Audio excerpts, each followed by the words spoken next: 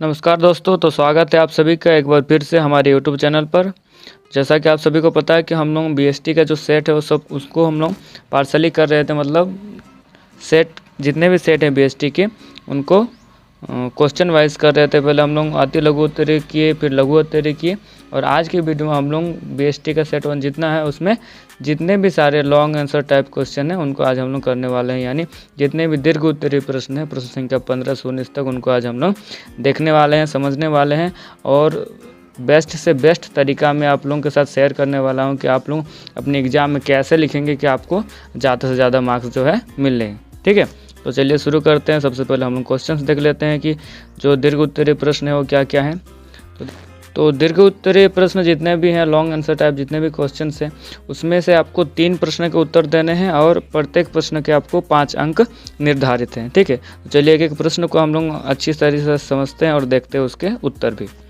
देखिए, पहला प्रश्न है कि उपभोक्ता संरक्षण अधिनियम 1986 के अंतर्गत दिए गए उपभोक्ता के किन्हीं 5 अधिकारों का संक्षिप्त में वर्णन करें। यानी 1986 में जो उपभोक्ता संरक्षण अधिनियम आया था, तो उसके अंतर्गत उपभोक्ताओं को जो दिए गए 5 अधिकार हैं वो 5 अधिकार हम लोग को लिखने हैं। ठीक है, अगला प्रश्न है कि नियंत्रण प्रक्रिया के विभिन्न चरणों का वर्णन करिए।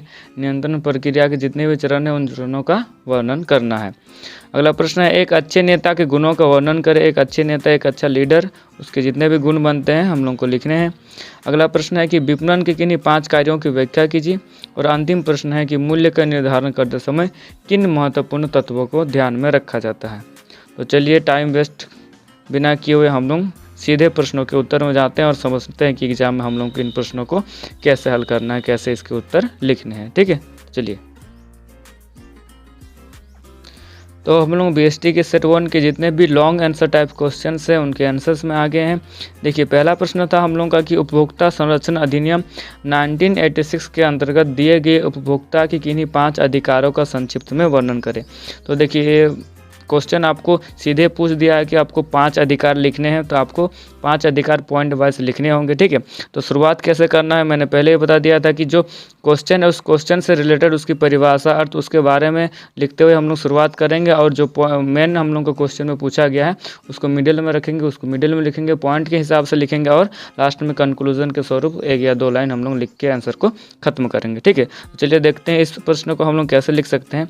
तो सबसे पहले उपभोक्ता संरक्षण अधिनियम 1986 उपभोक्ताओं पर होने वाले शोषण से उन्हें बचाने तथा उनके जान माल की क्षति को कम करने का एक कारगर प्रयास है, जिसके अंतर्गत उपभोक्ताओं को कई अधिकार भी प्राप्त है। तो इस प्रकार से हम लोग इसका शुरुआत कर सकते हैं कि उपभोक्ता संरक्षण अधिनियम जो 1986 में आया था, ये एक कारगर प्रयास है जो कि उपभोक्ताओं को शोषण से बचाता है। ठीक है, उपभोक्ता के प्रमुख अधिकार निम्न हैं। तो 1986 के अंतर्गत जो उपभोक्ताओं का अधिकार दिए गए हैं वो निम्नलिखित हैं। क्या है? सबसे पहला है हम लोगों का सुरक्षा का अधिकार, राइट टू सेफ्टी। ठीक है, सुरक्षा का अधिकार कैसे? देखिए, प्रत्येक उपभोक्ता को यह अधिकार है कि ऐसी वस्तुएं जो उनके स्वास्थ्य एवं जीवन के लिए खतरनाक हो अथवा हानिकारक हो उससे सुरक्षा प्राप्त करे, जैसे वस्तुओं में मिलावट या खतरनाक रसायनों के प्रयोग से बचना आदि। तो सुरक्षा के अंतर्गत हम लोग, सुरक्षा के अधिकार के अंतर्गत हम लोगों को यह अधिकार प्राप्त है कि ऐसी वस्तुओं से बचें हम लोग जिससे हम लोगों को जान माल का क्षति हो, हम लोगों के स्वास्थ्य को हानि पहुँचे। ठीक है, तो सबसे पहला अधिकार हो गया सुरक्षा का अधिकार, यानी जान माल की क्षति से जान माल की जो क्षति होती है उस क्षति से बचने का यानी सुरक्षा का अधिकार हम लोगों को दिया गया है। अगला बिंदु हम लोग लिख सकते हैं कि सूचना प्राप्त करने का अधिकार, राइट टू बी इन्फॉर्म। देखिए, इस अधिकार के अंतर्गत किसी भी वस्तु या सेवा क्रय करने से पूर्व उपभोक्ताओं को उससे संबंधित सारी आवश्यक जानकारी, जैसे कि वस्तु की किस्म, मूल्य, उपयोग विधि, वजन, नाप तोल आदि प्राप्त करने का अधिकार है। ठीक है, तो सूचना के अधिकार के अंतर्गत हम लोगों को यह अधिकार है कि हम लोग जो भी वस्तु या सेवा खरीद रहे हैं उस वस्तु या सेवा से संबंधित जितने भी जानकारी हम लोगों को उचित लगे उन जानकारियों को हम लोगों को प्राप्त करने का अधिकार है। इसमें क्या क्या शामिल हो सकते हैं? इसमें हो सकता है वस्तु की किस्म क्या है, मूल्य क्या है, उपयोग विधि क्या है, ठीक है, वजन कितना है, नाप तोल क्या है। ठीक है, तो इससे इस तरह के बहुत सारे जानकारी हम लोग किसी भी वस्तु या सेवा को क्रय करने से पूर्व जानकारी प्राप्त कर सकते हैं। ठीक है, तो ये हम लोग को सूचना के अधिकार के अंतर्गत ये अधिकार दिया गया है। देखिए, अगला बिंदु हम लोग लिख सकते हैं कि चयन या पसंद करने का अधिकार, राइट टू बी चूज, ठीक है। तो हम लोगों को चुनने का अधिकार भी दिया गया है, यानी पसंद करने का अधिकार भी दिया गया है। इस अधिकार के अंतर्गत कोई भी उपभोक्ता विभिन्न वस्तुओं एवं सेवाओं में से अपनी पसंद और आवश्यकता के अनुरूप वस्तु या सेवा का चयन कर सकता है।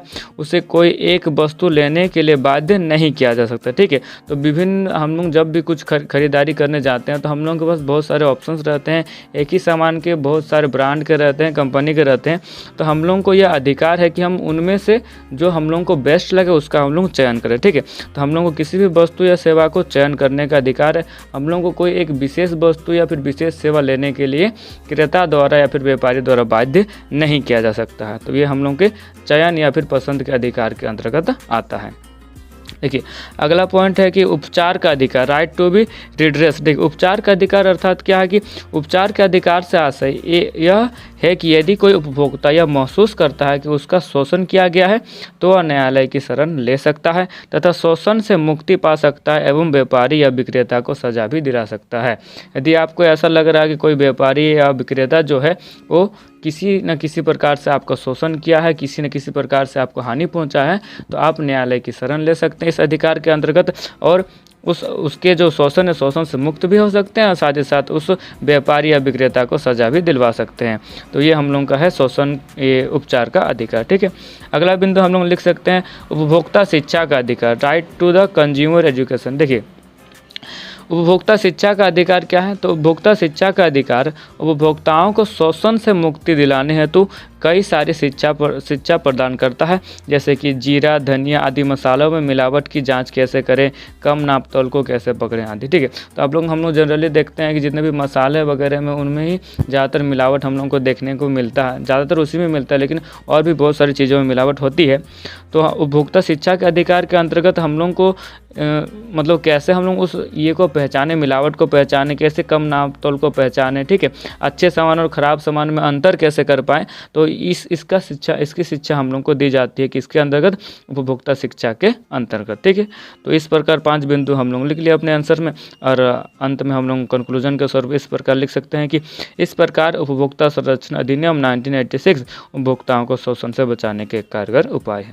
तो इस प्रकार से अपने आंसर्स को आप फ्रेम कीजिए कि आपका जो आंसर जो है वो पॉइंट में आ जाए और साथ ही साथ एक अच्छा उत्तर की तरह दिखे, मतलब एक मास्टरपीस जैसा कि किसी प्रश्न का सबसे बेस्ट से बेस्ट आंसर आप कैसे लिख सकते हैं उस प्रकार का आपका आंसर जो है वो लगे, ठीक है। चलिए अगला प्रश्न देखते हैं। तो अगला प्रश्न है कि नियंत्रण प्रक्रिया के विभिन्न चरणों का वर्णन करें। तो नियंत्रण के जितने भी चरण हैं उनके बारे में लिखना है। तो सबसे पहले हल्का फुल्का हम लोग नियंत्रण के बारे में जानकारी दे देते हैं। देखिए तो किसी बच्चे का कमेंट आया था कि सर नियंत्रण को एक बार समझा दीजिए। तो देखिए एक बार आप समझ भी लीजिए कि नियंत्रण क्या है। नियंत्रण एक सार्वभौमिक प्रक्रिया है। संगठन चाहे किसी भी प्रकार का क्यों ना हो, नियंत्रण आवश्यक है। सामान्यतः नियंत्रण प्रक्रिया के 4 चरण होती है। तो चरण के बारे में बताया गया है।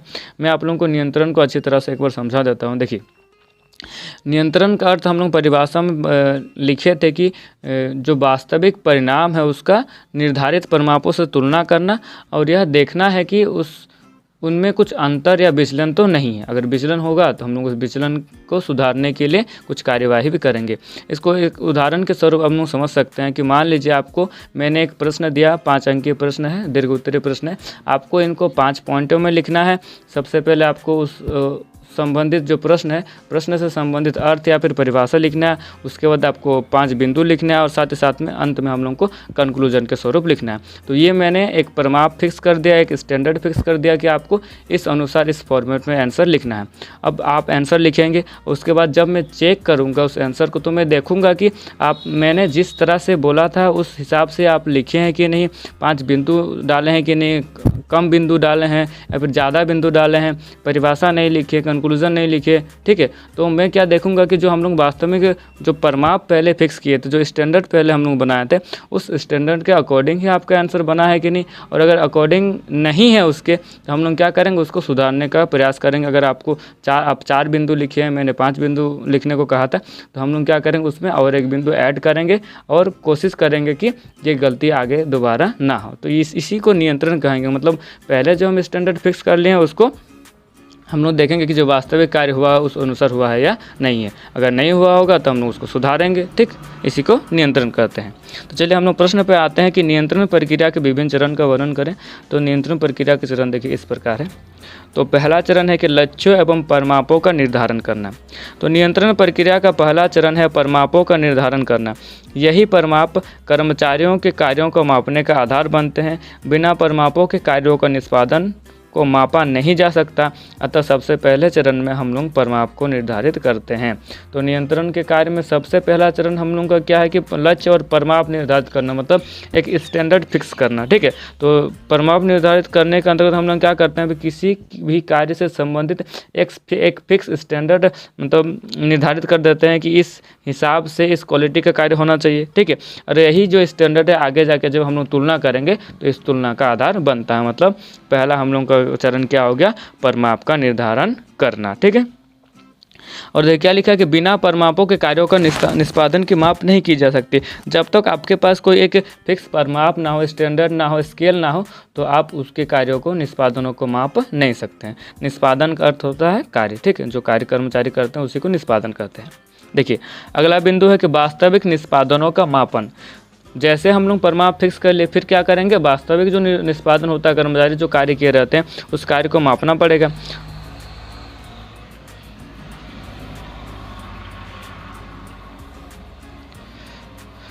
तो परिमाप निर्धारित हो जाने के बाद दूसरे चरण में वास्तविक निष्पादनों को उन परिमापों के आधार पर मापा जाता है। इसके कई तरीके हैं, जैसे व्यक्तिगत अवलोकन करके या फिर सर्वेक्षण करके आदि हम लोग वास्तविक निष्पादनों को माप सकते हैं। तो जैसे हम लोग पहले चरण में स्टैंडर्ड फिक्स कर दिए, परिमाप निर्धारित कर दिए, उसके तुरंत बाद हम लोग क्या करेंगे, जो वास्तविक निष्पादन हुआ, जो कर्मचारी कार्य किए हैं उन कार्यों को हम लोग मापते हैं, ठीक है। अगला बिंदु, अगला चरण देखिए, अगला चरण क्या है कि वास्तविक निष्पादनों की परिमापों से तुलना करना एवं विचलनों का विश्लेषण करना। तो हम लोग क्या बोलते हैं, परिमाप निर्धारित कर लिए, फिर हम लोग वास्तविक निष्पादनों का मापन कर लिए। अब क्या करेंगे, दोनों में तुलना करेंगे, ठीक है। देखिए वास्तविक निष्पादनों को मापने के बाद नियंत्रण के तीसरे चरण में वास्तविक निष्पादनों का परिमापित या निर्धारित परिमापों से तुलना की जाती है तथा कार्यों में होने वाले विचलन या अंतर का पता लगाया जाता है तथा उनका विश्लेषण किया जाता है। विचलन भी दो प्रकार के हो सकते हैं, एक नकारात्मक विचलन हो सकता है या फिर सकारात्मक विचलन हो सकता है, ठीक है। तो हम लोग दोनों में जब तुलना करते हैं तो हम लोग को विचलन या फिर अंतर का पता लग सकता है कि हो सकता है कार्य में कुछ कमी रहे, ठीक है। तो विचलन मतलब होता है दोनों में अंतर। तो देखिए विचलन दो प्रकार के हो सकते हैं, नकारात्मक भी हो सकता है और सकारात्मक भी हो सकता है। नकारात्मक मतलब अगर जिस हिसाब से कार्य फिक्स किए थे उससे कम स्तर का कार्य हुआ है या फिर खराब कार्य हुआ है। और सकारात्मक विचलन क्या हो सकता है कि हम लोग जिस स्टैंडर्ड का कार्य फिक्स किए थे उससे ज़्यादा अच्छा कार्य हो गया हो, ठीक है, उससे बेहतर कार्य हो गया हो। तो विचलन दो तरह का हो सकता है, एक नकारात्मक हो सकता है और सकारात्मक हो सकता है। तो हम लोग क्या करेंगे, विचलन के कारण का पता लगाएंगे और उसका विश्लेषण करेंगे। अगले चरण में हम लोग क्या करते हैं, तो अगले चरण में हम लोग करते हैं सुधारात्मक कार्यवाही। देखिए यह नियंत्रण प्रक्रिया का अंतिम चरण है। इस चरण में वास्तविक निष्पादनों एवं निर्धारित परिमापों से जो विचलन पाया जाता है उन्हें सुधारने हेतु उचित कार्यवाही की जाती है। साथ ही साथ ऐसे उपाय किए जाते हैं कि भविष्य में इस प्रकार के विचलन दोबारा ना हो, ठीक है। तो सुधारात्मक कार्यवाही के अंतर्गत क्या करते हैं, अगर कुछ कमी है, विचलन है, अंतर है, तो उन अंतरों को और कमियों को हम लोग दूर करने के लिए कुछ उपाय करते हैं और साथ ही साथ ऐसी भी व्यवस्था करते हैं कि भविष्य में आगे जाकर ऐसी कमी दोबारा ना हो, ठीक है। तो इस प्रकार नियंत्रण के विभिन्न चरणों के माध्यम से संगठन के कार्यों को मतलब सुधारा जा सकता है, फिर सुधार कर सकते हैं, ठीक है। तो देखिए मैं आप लोगों को इस प्रकार से आंसर दिया हूँ कि आप लोग इसको सीधे ही अपने आंसर क्या बोलते हैं एग्जाम में कॉपी पेस्ट कर सकते हैं। आप कुछ सुधार ना भी करें तो भी इसमें चल जाएगा, ठीक है। तो काफ़ी मेहनत लगता है इसमें और आप लोगों को कमेंट आ रहे थे सर जल्दी जल्दी वीडियो अपलोड कीजिए। तो देखिए इसमें थोड़ा टाइम लगता है क्योंकि मैंने जितने भी आपको आंसर दिए हैं सब हैंड रिटन आंसर्स है, ठीक है। तो आप थोड़ा पेशेंस रखिए, धैर्य बना के रखिए। मैं बोला हूँ कि आपको सेट्स का आंसर दूंगा तो सेट्स के आंसर मैं ज़रूर दूंगा। हालांकि मेरा अभी एग्ज़ाम चल रहा था, इसी कारण मैं सही से आप लोगों के लिए कार्य नहीं कर पा रहा हूँ। तो आप लोग पेशेंस बनाए रखिए, आप लोगों के सेट्स के आंसर आपको ज़रूर मिलेंगे, ठीक है। चलिए अगले प्रश्न पे बढ़ते हैं। देखिए अगला प्रश्न है कि एक अच्छे नेता के गुणों का वर्णन करें। अच्छे नेता मतलब एक अच्छा लीडर, ठीक है। देखिए एक अच्छा नेता वह होता है जो अपनी योग्यता, क्षमता तथा चातुर्य से उसके अनुयायियों को इस प्रकार प्रभावित करता है कि लोग उसके इच्छा अनुसार कार्य करने लगते हैं। तो एक अच्छा नेता कौन होगा?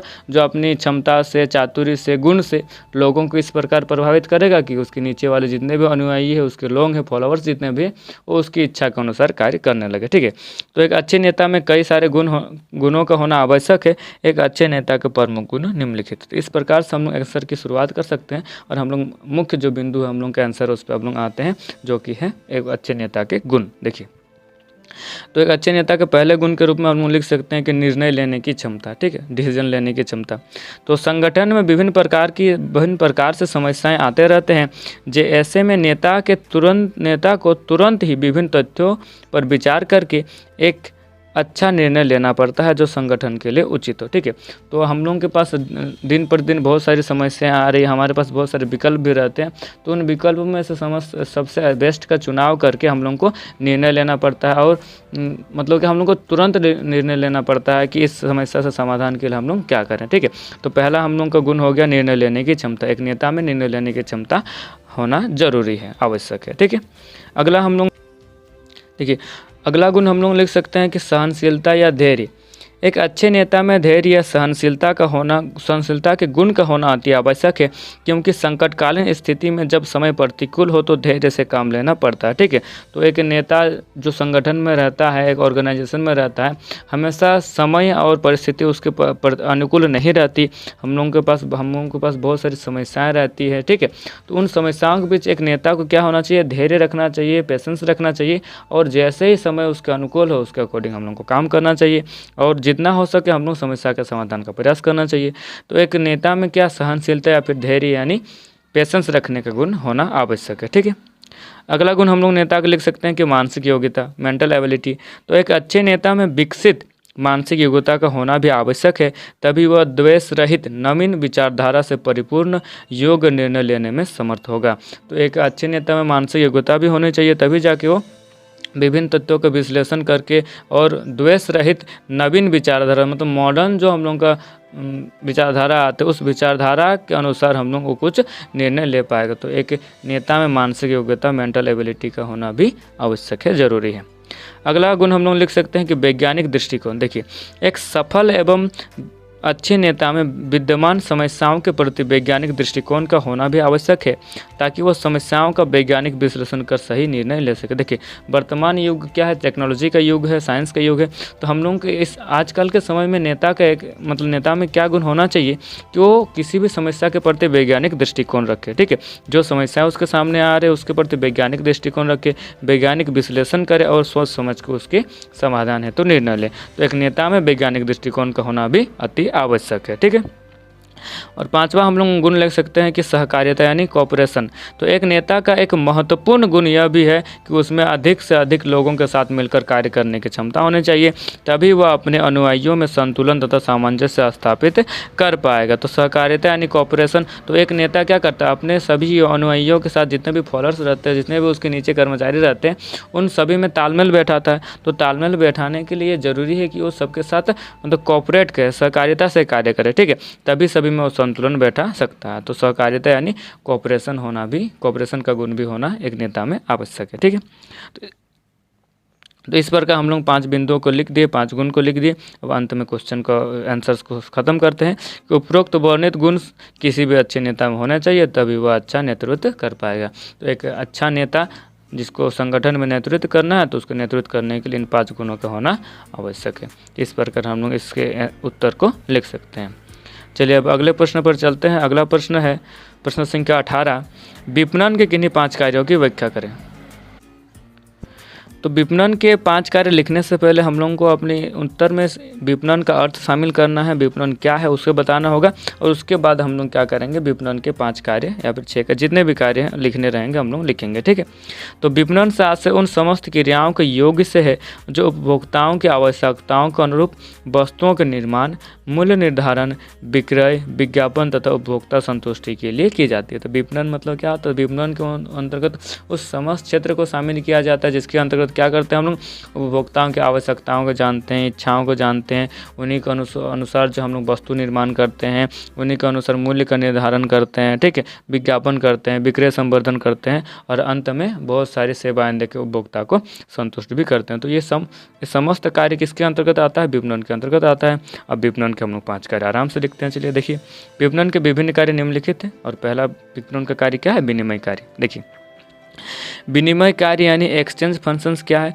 तो विपणन के विनिमय कार्य से आशय उन क्रियाओं से है जिसके अंतर्गत कच्चा माल क्रय करना, उनका एकत्रीकरण करना तथा निर्मित माल यानी उत्पाद को बेचना आदि शामिल है। तो विनिमय मतलब एक्सचेंज, मतलब एक हाथ से हम लोग किसी को कुछ ले रहे हैं और किसी को कुछ दे रहे हैं। तो विनिमय कार्य के अंतर्गत विपणन के जितने भी एक्सचेंज वाले कार्य हैं, विनिमय वाले कार्य हैं, जिसमें हस्तांतरण होता है किसी न किसी चीज़ का, तो उनको शामिल किया गया। जैसे कच्चे माल का क्रय करना, ठीक है, कच्चे माल लेना, और क्या उनका एकत्रीकरण, एक जगह इकट्ठा करना, और जो निर्मित माल होगा उस निर्मित माल को बेचना। यह सब किसके अंतर्गत आता है, वो विनिमय कार्य के अंतर्गत आता है, एक्सचेंज फंक्शन के अंतर्गत ही आता है। अगला विपणन का कार्य है कि उत्पाद नियोजन यानी प्रोडक्ट प्लानिंग। तो उत्पाद नियोजन क्या है, जरा देखते हैं।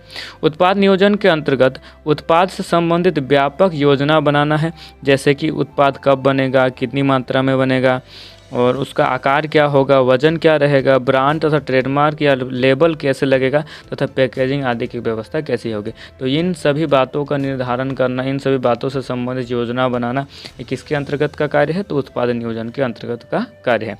तो आप मेनली ऐसे याद रख सकते हैं कि उत्पाद नियोजन में उत्पाद से संबंधित जितने भी कार्य आते हैं उनको उत्पाद नियोजन में हम लोग शामिल करते हैं, जैसे कि वजन वगैरह निर्धारित करना, ब्रांड लगाना, लेबलिंग लगाना, पैकेजिंग करना, ठीक है। तो चलिए अगला हम लोग बिंदु लिख सकते हैं कि मूल्य का निर्धारण करना। विपणन का अगला कार्य क्या है, मूल्य का निर्धारण करना यानी प्राइसिंग। तो विपणन का तीसरा महत्वपूर्ण कार्य विपणन योग्य उत्पाद का मूल्य निर्धारण करना है। मूल्य का निर्धारण उपभोक्ताओं की क्रय क्षमता, रुचि एवं इच्छा आदि को ध्यान में रखकर काफ़ी सोच समझकर किया जाता है, ठीक है। तो मूल्य निर्धारण यानी प्राइसिंग में हम लोग क्या करते हैं कि जो हम लोग को उत्पाद, जो प्रोडक्ट हम लोग बना रहे हैं, उस प्रोडक्ट का मूल्य निर्धारित करते हैं, यानी प्राइस जो है वो फिक्स करते हैं। और प्राइस फिक्स करने में बहुत सी चीज़ों का योगदान रहता है, जैसे कि उपभोक्ता का इच्छा, क्रय क्षमता, रुचि, ठीक है, और भी बहुत सारी चीज़ें हैं जो आगे के प्रश्न में हम लोग इसको देखने वाले हैं, अच्छी तरह से समझने वाले हैं। तो मूल्य निर्धारण के अंतर्गत क्या आता है, मूल्य निर्धारण के अंतर्गत हम लोग अपने उत्पाद का मूल्य निर्धारित करते हैं, ठीक है। अगला विपणन का कार्य देखिए भौतिक वितरण से संबंधित यानी फिजिकल डिस्ट्रीब्यूशन से संबंधित जितने भी कार्य आते हैं वो भौतिक वितरण के अंतर्गत ही आते हैं। तो भौतिक वितरण विपणन का एक महत्वपूर्ण कार्य है। भौतिक वितरण से आशय सही समय पर, सही स्थान पर, सही मात्रा में, सही स्थिति में तथा सही हाथों तक उत्पाद को पहुंचाना है। तो डिस्ट्रीब्यूशन का कार्य इसमें शामिल है, यानी जो हम लोग प्रोडक्ट बनाए, हम प्रोडक्ट जो हम लोग बेच रहे हैं उसको क्या करेंगे, उसको सही समय पर, सही स्थान में, सही मात्रा में, सही स्थिति में तथा सही हाथों तक पहुंचाना है, ठीक है। जो हम लोग सामान हम लोग बेच रहे हैं उसको सही समय पर पहुंचाएंगे, उपभोक्ता के पास सही स्थिति में पहुंचाएंगे, टूट फूट नहीं होना चाहिए, ठीक है, और सही व्यक्ति के पास भी पहुंचाएंगे। तो भौतिक वितरण के अंतर्गत क्या आता है, सामान को उपभोक्ता तक पहुंचाना, ठीक है, सही स्थिति में, सही समय पर। अगला हम लोग को विपणन का कार्य लिख सकते हैं कि उपभोक्ता को संतुष्टि देना, ठीक है। तो हम लोग जानते हैं कि विपणन के अंतर्गत हम लोग क्या करते हैं, उपभोक्ताओं की इच्छा और आवश्यकता को जानकर ही उत्पाद बनाते हैं और अंत में बहुत सारा सेवा देकर उपभोक्ता को संतुष्ट करते हैं। तो इसके अंतर्गत क्या है, देखिए इसके अंतर्गत उत्पाद का भौतिक हस्तांतरण हो जाने के बाद विभिन्न प्रकार की सेवाएं जैसे गारंटी या फिर वारंटी आदि देकर उपभोक्ताओं को संतुष्टि प्रदान किया जाता है। तो उपभोक्ता संतुष्टि यानी उपभोक्ताओं को लास्ट में सेटिस्फाइड करना, ताकि उस और इसके लिए हम लोग क्या करते हैं, बहुत सारी सेवाएं देते हैं, जैसे कि किसी प्रोडक्ट में गारंटी भी रहता है, किसी प्रोडक्ट में वारंटी रहता है, प्रोडक्ट में कुछ अगर खराबी आ जाए तो उसमें हम लोग क्या रिपेयर वगैरह भी करवा देते हैं। तो उपभोक्ता संतुष्टि हम लोग का अंतिम बिंदु, अंतिम कार्य विपणन का हो जाता है, ठीक है।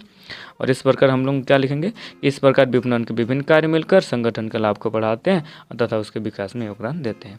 तो इस प्रकार से हम लोग इस आंसर को लिख सकते हैं। आप लोग भी कोशिश कीजिए इसी प्रकार के आंसर लिखने का, ठीक है। चलिए अगला हम लोग क्वेश्चन देखते हैं।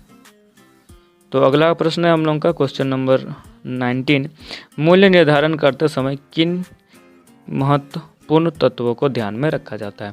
तो यही हम लोग इससे पहले अभी बताया कि मूल्य निर्धारण किया जाता है। तो हम लोगों को प्रश्न पूछा गया कि जो मूल्य निर्धारण करेंगे तो मूल्य निर्धारण करते समय किन बातों को, किन तत्वों को हम लोग ध्यान में रखेंगे। ठीक है, तो चलिए देखते हैं। तो मूल्य निर्धारण विपणन का एक महत्वपूर्ण कार्य है, क्योंकि उत्पाद का विक्रय उसके मूल्य के इर्द गिर्द ही घूमता है। ठीक है, तो उत्पाद का सेलिंग कितना होगा ये काफ़ी हद तक डिपेंड करता है उसके प्राइस पर, यानी मूल्य पर।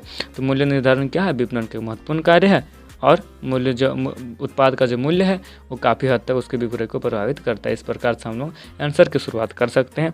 अब आगे चल के हम लोग उसके जो पॉइंट हैं, वो जो तत्व है उनको बारे में लिखेंगे। चलिए, तो मूल्य निर्धारण में निम्न तत्वों को ध्यान में रखा जाता है। पहला तत्व है उत्पाद की मांग। ठीक है, प्रोडक्ट का जो डिमांड है उसको सबसे पहले ध्यान में रखेंगे। उत्पाद की मांग मूल्य निर्धारण में महत्वपूर्ण है, क्योंकि यदि उत्पाद की मांग अधिक होगी तो उत्पाद का मूल्य भी अधिक रखा जा सकता है, परंतु यदि इसके विपरीत उत्पाद की मांग कम होगी तो मूल्य हम लोग को कम रखना पड़ेगा। तो उत्पाद की मांग काफ़ी हद तक प्रभावित करती है। अगर मांग अधिक है तो हम लोग वस्तु का जो कीमत है, मूल्य है, उसको अधिक रख सकते हैं और ज़्यादा प्रॉफिट कमा सकते हैं। लेकिन अगर वस्तु की मांग कम है तो हम लोग को जो हम लोग को उत्पाद है उसका मूल्य भी कम ही रखना पड़ेगा। ठीक है, तो ये जो है उत्पाद के प्राइसिंग में काफ़ी हद तक इफेक्ट करता है। अगला हम लोग तत्व लिख सकते हैं, फिर बिंदु लिख सकते हैं कि लाभ की मात्रा। ठीक है, तो अगर प्रति इकाई लाभ अधिक लेना हो तो मूल्य अधिक रखना होगा, और लाभ अधिक कम लेना हो तो मूल्य कम रखना होगा। यदि संस्था चाहती है कि आपको उसके हर यूनिट में उसको ज़्यादा प्रॉफिट चाहिए तो हर इकाई हर उत्पाद को उसको मूल्य अधिक रखना होगा। और अगर वो चाहती है कि नहीं, हम लोग कम लाभ में भी संतुष्ट हैं, तो हम लोग जो प्रोडक्ट बनेगा उसका प्राइस जो होगा वो कम होगा। ठीक है, तो लाभ की मात्रा भी प्राइसिंग को प्रभावित करती है, इफेक्ट करती है। ठीक, चलिए अगला बिंदु हम लोग देख सकते हैं कि प्रतियोगिता यानी कंपटीशन। मार्केट का जो कंपटीशन है वो भी उत्पाद के मूल्य निर्धारण को काफ़ी हद तक प्रभावित करता है। देखिए, प्रतियोगिता भी मूल्य निर्धारण में एक अहम भूमिका अदा करती है, क्योंकि यदि मूल्य प्रतियोगिता के अनुरूप ना हुआ तो आपका विक्रय कम हो जाएगा, और यहाँ तक कि आपके क्रेता भी आपके उत्पाद को छोड़कर अन्य उत्पादों को अपना सकते हैं। इसलिए उत्पाद के मूल्य का निर्धारण प्रतियोगिता को ध्यान में रखकर ही करना चाहिए। ठीक है, तो मार्केट में जो कंपटीशन है उस कंपटीशन के अकॉर्डिंग ही आपको अपना जो उत्पाद है उसका मूल्य निर्धारण करना होगा। अगर उससे आप ज़्यादा कर दे तो डेफिनेटली जो कस्टमर होंगे वो आपके प्रोडक्ट को छोड़ के किसी और का प्रोडक्ट लेने चल जाएंगे। ठीक है, और आपका बना बनाया जो ग्राहक होगा वो भी मतलब आपका उससे भी आप अपने पीछा छुड़ा लेंगे। ठीक है, तो हम लोगों को क्या करना चाहिए कि जो मार्केट में कंपटीशन चल रहा है, प्रतियोगिता चल रहा है, उस प्रतियोगिता को भी ध्यान में रखकर अपने वस्तु का मूल्य निर्धारण करना चाहिए। ठीक, देखिए, और अगला हम लोग लिख सकते हैं कि उपभोक्ताओं के क्रय की क्षमता। ठीक है, उपभोक्ताओं की क्रय क्षमता, जो परचेजिंग पावर होता है एक एरिया के कस्टमर्स में, तो उसको भी ध्यान में रखना होगा। देखिए, उपभोक्ताओं की क्रय क्षमता भी मूल्य निर्धारण को प्रभावित करती है। यदि उपभोक्ताओं की क्रय क्षमता अच्छी है तो ऊंचा मूल्य भी रखा जा सकता है, और यदि क्रय क्षमता कम है तो मूल्य का कम रखना ही सही होगा। ठीक है, यदि आपके जितने भी कस्टमर हैं वो अच्छे क्रय क्षमता वाले हैं, मतलब वेल्दी हैं, ठीक है, तो हम लोग क्या कर सकते हैं, जब हम लोग प्रोडक्ट बना रहे हैं तो उनके अकॉर्डिंग ही बना रहे हैं, तो इसमें हम लोग प्रोडक्ट का जो मूल्य है वो अधिक रख सकते हैं। और अगर आपके जो उपभोक्ता हैं वो उनकी क्रय क्षमता कम है तो आप क्या कर सकते हैं, आप उसका मूल्य कम ही रखिएगा। ठीक है, तो हम लोग ज़्यादातर देखते हैं कि जो ब्रांडेड चीज़ें जैसे आईफोन वगैरह, तो उसका मूल्य अधिक ही रहता है, क्योंकि उसके जितने भी कस्टमर हैं उनकी क्रय क्षमता अधिक ही होती है, तभी वो आईफोन वगैरह खरीदते हैं। अन्यथा अगर सस्ते सामानों की बात करें तो उनमें जितने भी उपभोक्ता खरीदते हैं उनकी क्रय क्षमता जो कम होती है। तो उपभोक्ताओं की क्रय क्षमता को भी ध्यान में रखकर हम लोग मूल्य का निर्धारण करते हैं। यदि हमारे उपभोक्ताओं की क्रय क्षमता अधिक है तो मूल्य अधिक रखेंगे, और अगर उपभोक्ताओं की क्रय क्षमता कम है तो हम लोग वस्तुओं का मूल्य, उत्पाद का मूल्य कम रखेंगे। ठीक है, अगला बिंदु हम लोग लिख सकते हैं कि सरकारी नियंत्रण। ठीक है, देखिए, गवर्नमेंट का रेगुलेशन भी काफ़ी हद तक हम लोगों का जो उत्पाद है उसके मूल्य निर्धारण में इफेक्ट करता है, प्रभावित करता है। चलिए देखते हैं किस प्रकार। कुछ उत्पादों पर सरकार का भी नियंत्रण रहता है कि उन उत्पादों के मूल्य का निर्धारण सरकार की निर्धारित नियमों के अनुरूप ही रखा जाना चाहिए।